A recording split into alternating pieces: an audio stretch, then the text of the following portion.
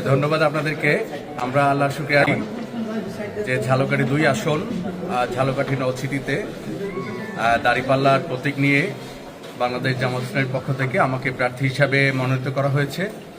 আমি এজন্য দেশবাসীকে, কেন্দ্রীয় সংগঠনকে তথা বিশেষ করে ঝালকাঠি নলছিটিবাসীকে কৃতজ্ঞতা জানাই। তাদের আন্তরিক ভালোবাসা এবং আমাকে যে আপন করে নিয়েছে এবং দাঁড়িপাল্লার পক্ষে যে সারা দেশ তথা এই এলাকায় ব্যাপক আগ্রহ তৈরি হয়েছে, তারই বহিঃপ্রকাশ আজকের এই কেন্দ্রীয় সংগঠনের পক্ষ থেকে আজকের এই মনোনয়ন।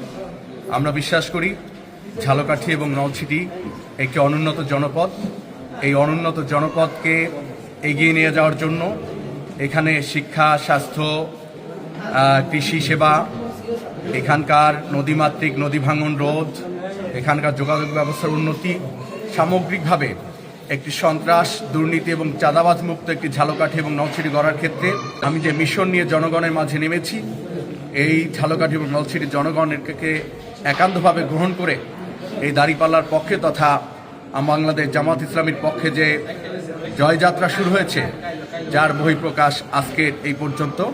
আমি আশাবাদী এখানে যে সাড়া পাচ্ছি তাতে আমরা জনগণের সাড়া নিয়ে এই আসনে আমরা বিপুল ভোটে বিজয়ী হব ইনশাল্লাহ।